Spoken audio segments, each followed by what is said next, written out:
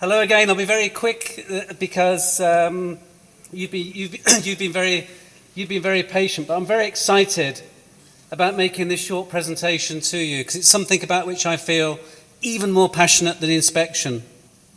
I'm chair of the Teaching Schools Council in England. There are 730 teaching schools in the country, and that's due to rise to 1,000 over the next 4 years. And in this very short presentation, I'll talk a little bit about what teaching schools are and why they do it. So that's it. What are they? What do they do? And how well do they do it? The idea came around, first of all, in 2010. Teaching schools really have their roots in the concept of teaching hospitals.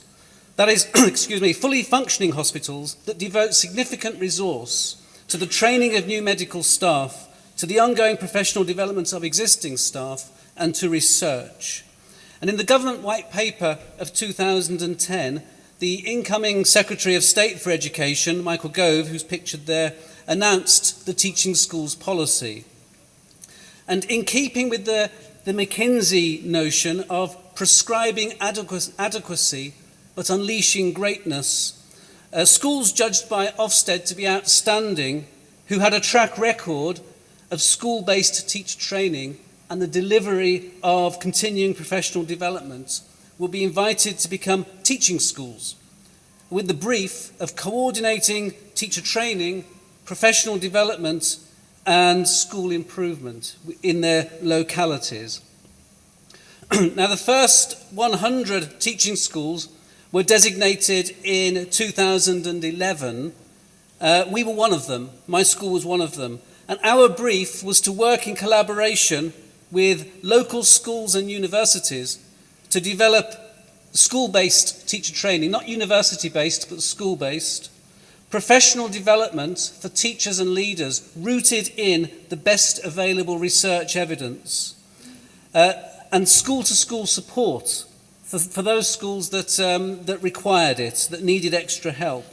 And so in the 5 years since we became a teaching school, we're not an untypical teaching school, so we're like most other of the 700 teaching schools. But what we've done is we've trained over 100 new teachers, 3/4 of whom now work locally. And that's important because teacher recruitment is a challenge in our country, and in particular in the region of the country I work in. We've also provided professional development, including subject networks and research groups, for teachers in over 60 schools, and in particular we focused on developing lesson study, a form of action research.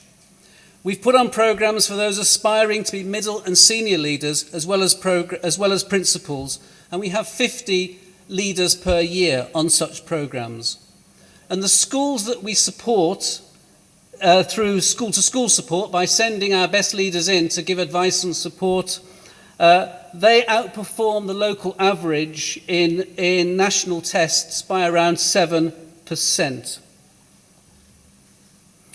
Earlier this year, we had a new white paper, a new Secretary of State, a new white paper, and Nicky Morgan, the current Secretary of State, wants to further improve and develop the network of teaching schools. And there are some principles underlying her vision, or the government's vision, of which teaching schools are a part. That schools are accountable for their own improvement.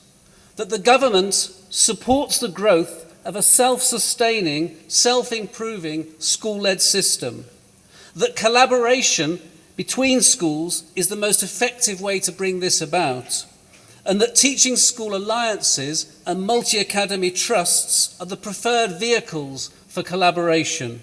In short, the white paper is describing a system that gives permission rather than prescription.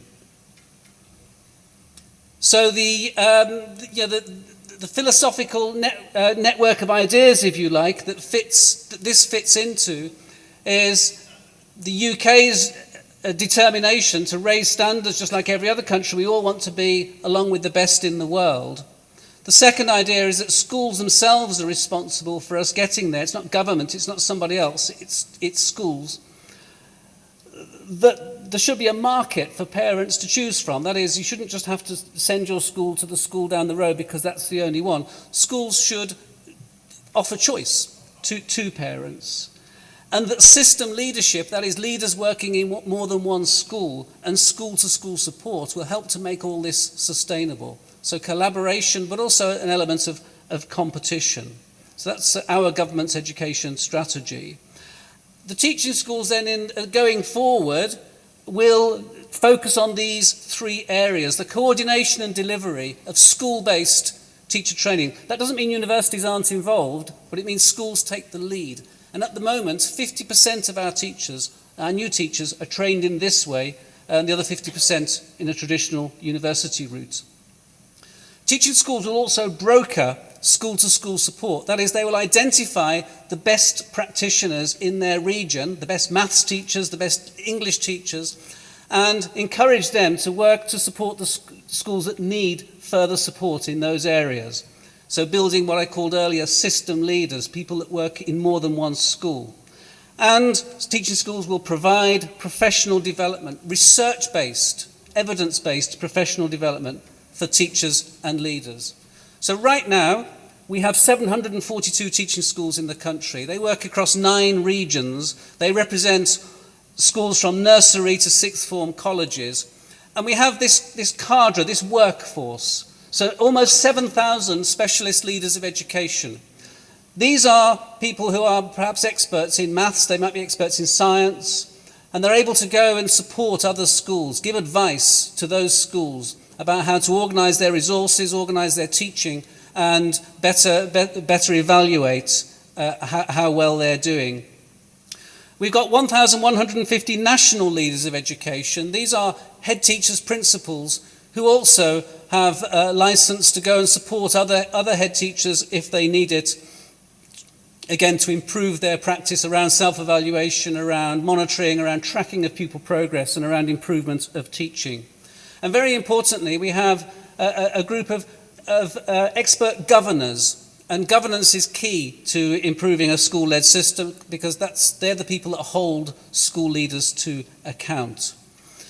I'll move on a little bit, because I won't talk so much about the Teaching Schools Council, but I will talk about what we're trying to do in our regions to further improve and develop this school-led system that I spoke about.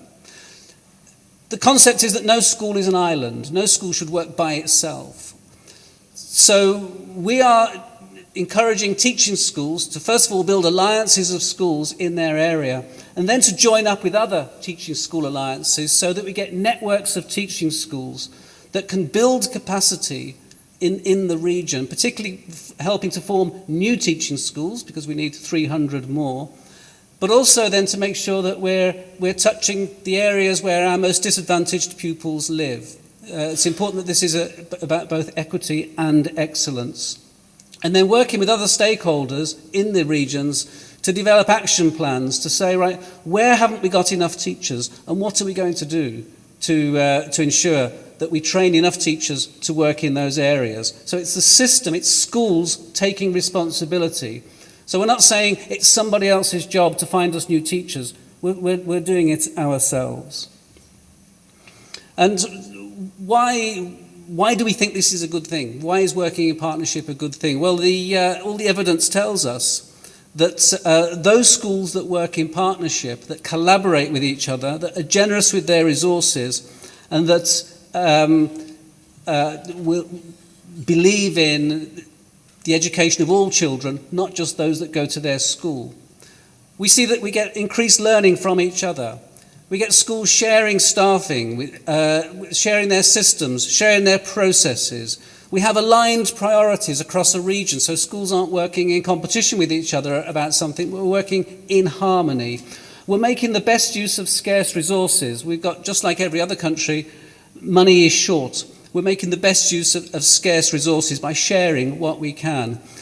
We're creating fantastic professional development opportunities for teachers. If I'm a teacher working in a rural school with just 100 pupils, the opportunities for me are quite limited. But if I'm in a rural school with 100 pupils that's in a network with 20 other schools, then suddenly I've got this range of opportunities available to me. It also strengthens community. If schools are looking out for each other, if schools are working to ensure everybody is doing well, you get a strengthened sense of community, and therefore no school is left unsupported. And so what we're seeing is a movement of schools from individual schools, the green dots there, moving towards these federations and collaborations of schools where we have innovation, research and best practice coming together to raise standards in all schools, not just some of them. We had an evaluation done a year ago. It was published this year. It's based on 3 years' research. The first draft came out last year, the final draft this year by the University of Nottingham.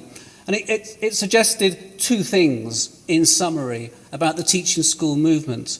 One is the enormous improvements that teaching schools have brought to their localities in building capacity, developing relationships, building that social and intellectual capacity.